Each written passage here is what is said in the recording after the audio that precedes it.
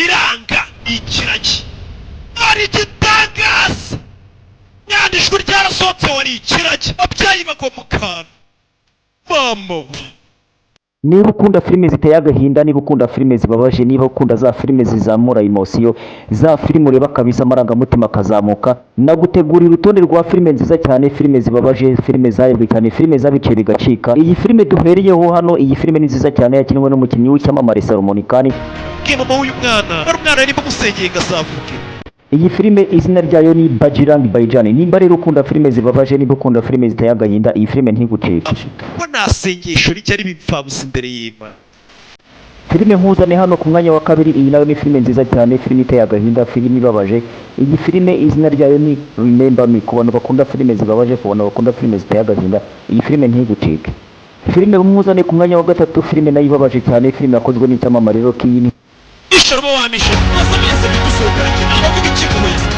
Iyi nayo ni imwe muri filime nziza cyane, filime zizamura emotion, zazindi ureba ariko no kurira bikaba biri hafi cyane. Okay, je ntabwo byitoda gukunda. Imba gukunda sabisire. Mukobwa yikuyeho imisatsi arwaye kansa. Hey! Sora kwa mukanda.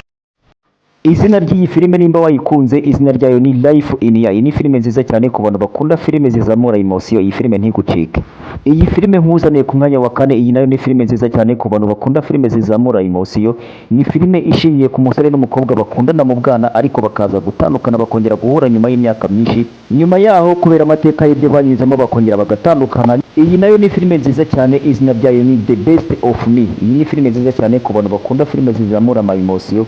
Iyi filime nayo ntigucike. Iyi filime nkuzaniye ku mwanya wa gatanu.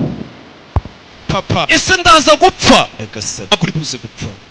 Iyi filime yakinwe n'icyamamare Denzel Washington, mwabonye muri filime nka The Equalizer kuva kuri 1 kugera kuri 3 ndetse na American Stranger ndetse n'izindi filime nyinshi cyane zamugize umustar. Uribise gute ko nari bupfe papa? Mwana wanje urumvise yabimeze gutupfuye. Ndagukunda mwana wanje. Nyiri bitaro nawe yararebye biramubabaza. Iyi filime izina ryayo ni John Q. Warakunze umukinnyi Denzel Washington ukunda filime zibabaje, iyi filime ntigucike. Filime nkuzaniye ku mwanya wa gatanu, iyi nayo ni filime nziza cyane, filime ibabaje, filime izamura emotion. Iyi filime nimba utarayireba yishaka kuyirebe nkukanguriye kuyireba. Izina ryayo ni Bridge to Therapy. Iyi ni filime nziza cyane ishaka kuyirebe. Iyi ngiyi nkuzaniye ku mwanya wa gatandatu, iyi nayo ni filime nziza cyane ku bantu bakunda filime zizamura emotion. Iyi filime ni y'umusirikare utandukanwa n'umukunzi we imyaka myinshi, igihe kinini cyane kubera urugamba, ariko bakongera kuza kubonana kandi bakabonana urukundo rugihari rukiri rwose. Izina ryayo ni Dear John.